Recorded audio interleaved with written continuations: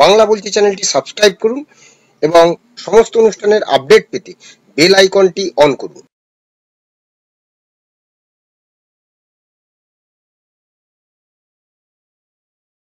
পশ্চিমবঙ্গের বাজেট পেশ করলেন চন্দ্রিমা ভট্টাচার্য এবং সেই বাজেটে উল্লেখযোগ্যভাবে বাড়ানো হলো সরকারি কর্মীদের ডিএ। 2025-26 এই বাজেট। 2026 সালেই ফের রাজ্যের বিধানসভা নির্বাচন।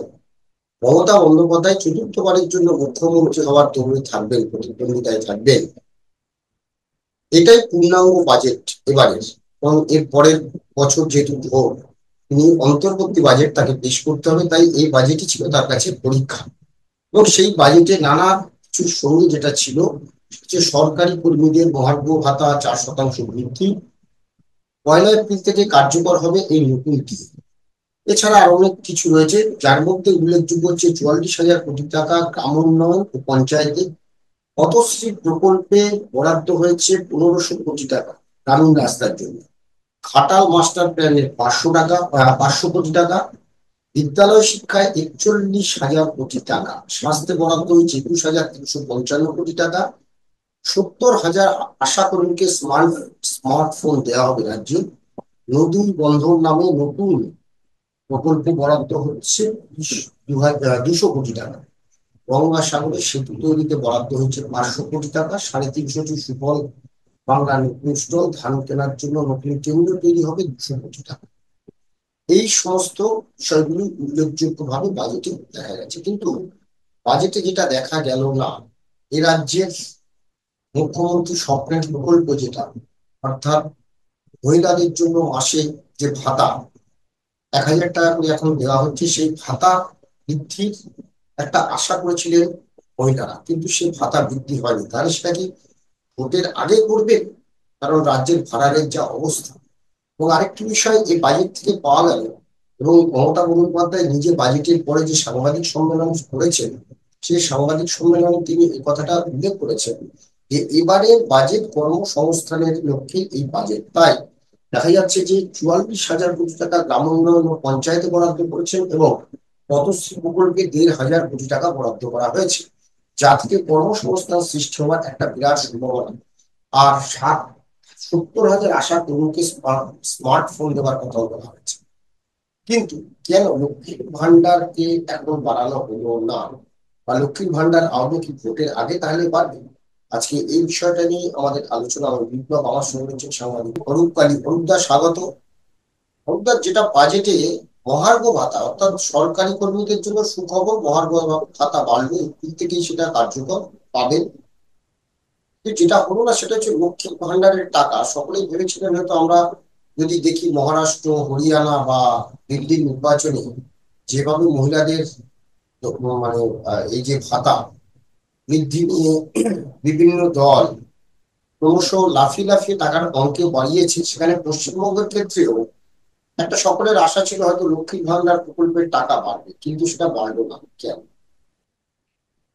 দেখো, প্রথমত যদি তুমি এবারের বাজেট দেখো, সেটা রাজ্য সরকার অলরেডি যেটা মমতা বন্দ্যোপাধ্যায় বলেছেন যে 50,000 কোটি টাকা ইতিমধ্যেই লক্ষ্মীর ভান্ডারের জন্য তার খরচ হচ্ছে। প্রায় 2,26,00,000 মহিলা লক্ষ্মীর ভান্ডারের দ্বারা আর কি লক্ষ্মীর ভান্ডারের টাকা পান, প্রকল্পের টাকা পান।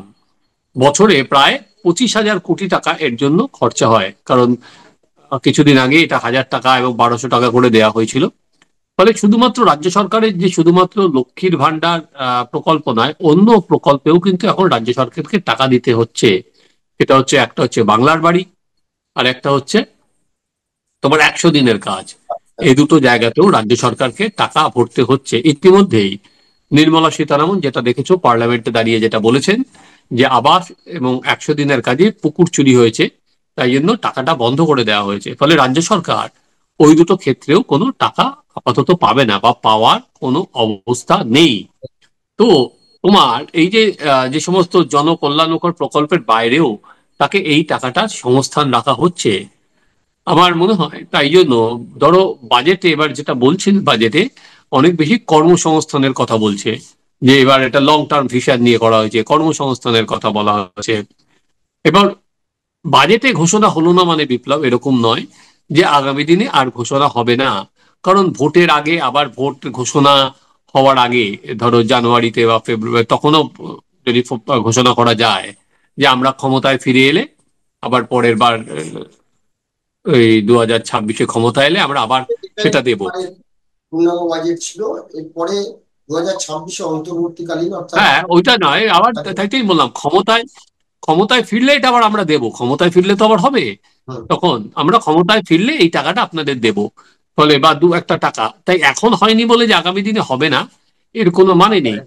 তো সেখানে, হ্যাঁ, যে কিন্তু আমার যেটা মনে হয় যে বাজেটে যে টাকার সংস্থান, দেখো রাজ্য সরকারের আয় তো নির্দিষ্ট করাটা কতগুলো ক্ষেত্র থাকে, জিএসটি তে, মদ থেকে, বিদ্যুতের মাশুল থেকে, ক্ষেত্রগুলো খুব কম, সেই হয়তো আয়ের সংস্থান বাড়েনি। তাই জন্য এবার দেখলাম মমতা বন্দ্যোপাধ্যায় পরবর্তীকালে প্রেস মিট করছিলেন এবং তিনি যেটা বললেন যে আয়ের এবারের বাজেট হচ্ছে কর্মসংস্থানের বাজেট, আগামী দিনের দিকে তাকিয়ে করা হয়েছে। এবং যখন একজন সাংবাদিক তাকে জিজ্ঞেস করলেন লক্ষ্মীর ভান্ডারের টাকা বাড়বে পারবে কিনা, তখন দেখলাম বেশি রেগেই গেলেন, বলে সেটাকে আপনাকে জিজ্ঞেস করে আমি বাড়াবো? তো তাহলে বোঝা যাচ্ছে সরকারের ওপর একটা আর্থিক চাপ আছে। সেই জন্য রাজ্যপালের যেদিন ভাষণ হলো সেদিন কিন্তু এই পশ্চিমবঙ্গ সরকার যে আর্থিক কষ্টে আছে সেটা কিন্তু তার রাজ্যপালের ভাষণ থেকেও বিপ্লব বেরিয়ে এসেছে। ফলে তোমার তো জায়গা একটা, ঝুলি তো তোমার একটা, সেখানে ঝুলি যখন তোমার একটা, তুমি কত জায়গায় তার সেই পকেটটা একটা, পকেট তো বাড়ছে না, হুম। সেই একটা পকেট থেকে তুমি কত জায়গায় বিপ্লব টাকাটা নিয়ে যাবে, এটাই সব থেকে বড় প্রশ্ন আমার। সেই জন্য এবার মনে হয়েছে যেহেতু এই আগে ধরো আগের যেগুলো বাজেটে যেগুলো ছিল, তখন তো আবাস আর এই বাংলার আর কি বাংলার বাড়ি আর 100 দিনের কাজের টাকাটা সংস্থান ছিল না। কিন্তু এবারের বাজেটে তো কারণ বোঝা গেল যে সেন্ট্রাল গভর্নমেন্ট ওই টাকা যতক্ষণ না এরা হিসেব দেবে, যারা টাকা চুরি করেছে তাদের বিরুদ্ধে ব্যবস্থা নেওয়া হবে, ওই টাকাটা এরা ছাড়বে না। ফলে এই টাকাটা সংস্থানও তাদের রাখতে হচ্ছে সেখানে দাঁড়িয়ে। এবং তারপরে ধরো এটা আয়ুষ্মান ভারত নেবে না বলছে, ওখানে প্রায় 12,000 কোটি টাকা। ফলে এই টাকাটা, বললাম তো আয় তো নেই, আয়টা তো তোমার ফলে ব্যয়টা তো হয়ে যাচ্ছে, আয়টা যেখানে নেই। এবার ধরো ওই যে গ্রামীণ রাস্তা বা কিছু যে ঘোষণাগুলো হয়েছে, জানি না তার কবে বাস্তবায়ন হবে। যেমন মমতা বন্দ্যোপাধ্যায় বলেছেন যে যে ইনভেস্টমেন্ট প্রপোজাল এসছিল গত বছরের বিজিবিএস পর্যন্ত 19 লক্ষ কোটি টাকার ওপর, তাই তো? তার মধ্যে 13 লক্ষ কোটি টাকা নাকি বাস্তবায়ন হয়ে গেছে, এটা উনি আজকে বলেছেন, আবারও বলেছেন। তো বাস্তবায়ন হলো, কিন্তু সেই অনুযায়ী কর্মসংস্থান কোথায়, সেই ফিগারটা তো আজকে বাজেটে নেই, সেই ফিগারটা তো দেখায়নি যে এতগুলো মানুষের কর্মসংস্থান হয়েছে। সে পরবর্তীকালে আমি প্রেস মিটেও সেটা দেখলাম না। তাই উনি এবার বলেছেন বাজেটে আমরা কর্মসংস্থানের উপরই জোর দিচ্ছি, প্রায় 2 কোটির উপর বেকার বিপ্লব, যারা অন্য রাজ্যে চলে যাচ্ছে, কাজ পাচ্ছে না এখানে। তাই উনি যেমন ভেবেছেন লক্ষ্মীর ভান্ডার, ধরো যেটা আজকে আমাদের যদি গ্রাম উন্নয়ন পঞ্চায়েতে 44,000 কোটি টাকা, আর পথশ্রী প্রকল্পে গ্রামীণ রাস্তার জন্য 1,500 কোটি টাকা বরাদ্দ করেছে। মানে এই টাকাটাই কি গ্রামীণ কর্মসংস্থান সৃষ্টি করবে বলে মনে করছে? হ্যাঁ, প্রথম এই গ্রামীণ কর্মসংস্থানের জন্য রাস্তা রোড এগুলো থেকেই তো কর্মসংস্থান হবে। ধরো গ্রামের মানুষ এটাতেই কাজ পাবে। 100 দিনের কাজের যে বিকল্প, সেই বিকল্পর একটা সন্ধান দিলেন। না না, তারা এর থেকেই কাজ পাবে বিপ্লব, সব থেকে বড় কথা হচ্ছে তারা কাজটা পাবে। এবার দেখা, ধরো বলা আর তার বাস্তবায়নের মধ্যে তো ফারাক আছে। আমরা এই টাকাটা আর কি বিনিয়োগের প্রস্তাব এসছে, প্রস্তাব আর বাস্তবায়নের সমস্যা আছে। এবার দেখা যে এটা কতটা বাস্তবায়ন। আর কিন্তু আমার যেটা মনে হয় লক্ষ্মীর ভান্ডার উনি ভোটের আগে আবার ঘোষণা করবেন। একদম। এখন দেখার যে ভোটের আগে তাহলে কি লক্ষ্মীর ভান্ডারের টাকা বাড়বে? আহ মহিলারা এই রাজ্যের যারা ভাতা পান, তারা নিশ্চয়ই সেদিকে নজর রাখবে, এবং এই প্রতিযোগিতা অর্থাৎ যত নির্বাচন এগিয়ে আসবে এই প্রতিযোগিতা কি বাড়বে, বিরোধী দল বিজেপি তারাও কত টাকা দেবে সেদিকেই নজর থাকবে। আপাতত আমাদের এই আলোচনা এখানেই শেষ করছি। সবাই ভালো থাকবেন। নমস্কার। নমস্কার।